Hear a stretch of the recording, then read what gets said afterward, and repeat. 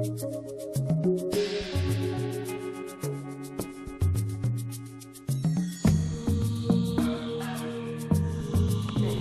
what we're going to do is a quick test of the SeaBlaze3 LED light. So I'm up at the pool here, just going to dunk it in the water and have a quick look and see what it looks like at night. Alright, I'm plugging in this light, this LED light right now. I'm going to put it underwater. As you can see, it's got pretty good visibility. You can see all the way to the other side of the pool underwater. This is about, this light can work either off 24 volts or 12 volts. At 24 volts it pulls about 1.1 amps, about twice that for 12 volts. It doesn't have to be in the water, it can be outside the water, it doesn't have to be cooled by the water. I'm going to drop it in the water a little bit deeper.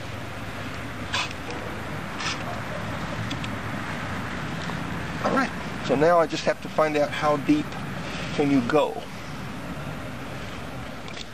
It's Monday, the 16th of January, 2012. I'm getting ready to do a pressure test on the Lumitec SeaBlaze3. This is the light here itself. This is an LED light, series of LED lights. It's got an IP67 rating, which is only about 1 meter deep, but it's a heavy-duty frame, and even though this is for marine applications, I'm going to do a pressure test just to see how deep you could go before this light would fail. This particular light can run anywhere from around 10 volts up to 30 volts DC. It can at about 12 volt nominal pulls about 2.5 amps. For 24 volt services, which is what I'm looking at, pulls nominally about 1.1 amps. So what I'm going to do is I've built a little pressure containment cell here. So this is just 4-inch Schedule 40 pipe, and so what I'm going to do is I'm going to insert this light inside of this pressure changer, fill it up with water. And then the back of the pressure chamber, I've built just a temporary electrical penetrator so I could take the power leads out. And then I'm running this off of just a 24 volt step-down transformer here. Now, so to pressurize this unit, I'm just going to use just a high pressure washer here. And I've modified this washer with a bypass valve here that allow me to change the pressure from anywhere from about 0 up to about 2800 psi.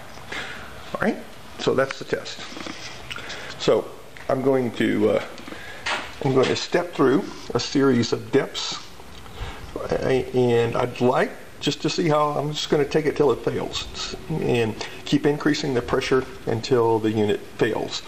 I'll be able to tell that it fails by this current multimeter. So I've got a multimeter in line. So right now you see I'm pulling no current. I'm going to go ahead and turn the light on real quick and see see that it works. Okay, where's my plug? Okay, I've plugged this unit in. You can see the light now is blazing, and you can see the current is it's stabilized here at about 1.16 amps here on 24 volts. Okay, so when I lose current, even though I won't be able to see the light, when I lose that current, I know that the light has failed. All right.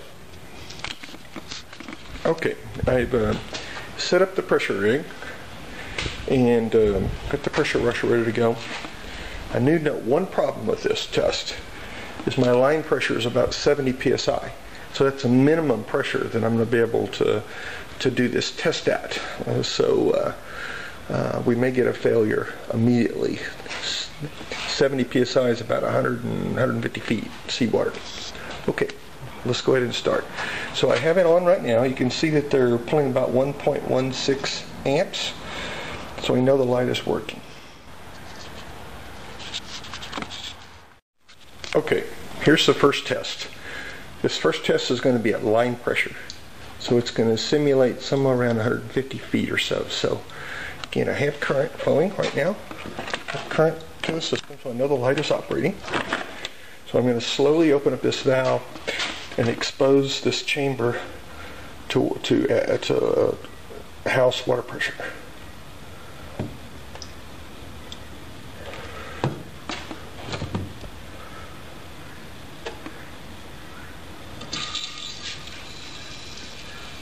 Okay, and note that I've got some leaks of my wells there. That's okay. And I've still got lights on. Man, that's bad welding. Okay, so right now, but it's okay. As long as I can develop the pressure, I don't really care. So I'm at about 174 pounds right now. I'm going to run this for about 5 minutes and see if we still have lights at the end of 5 minutes at this depth. Okay, it's 5 minutes and I see I have a problem. It's 5 minutes into the first test at about simulating about 100 and about 200 foot deep, and we've lost power. We can see that the current is dropping off. That means the light is failing. So it lasted about 4 minutes and it failed at this depth. So, conclusion. I know at least it cannot handle this pressure. Okay, after this failure, I took this apart just to inspect the lens. You can tell water came in. The light is working, but you can see it's got water inside of it. So water has basically shorted out the light. So there's no damage to the front plate. And so I think the egress was on the edge of this glass plate here.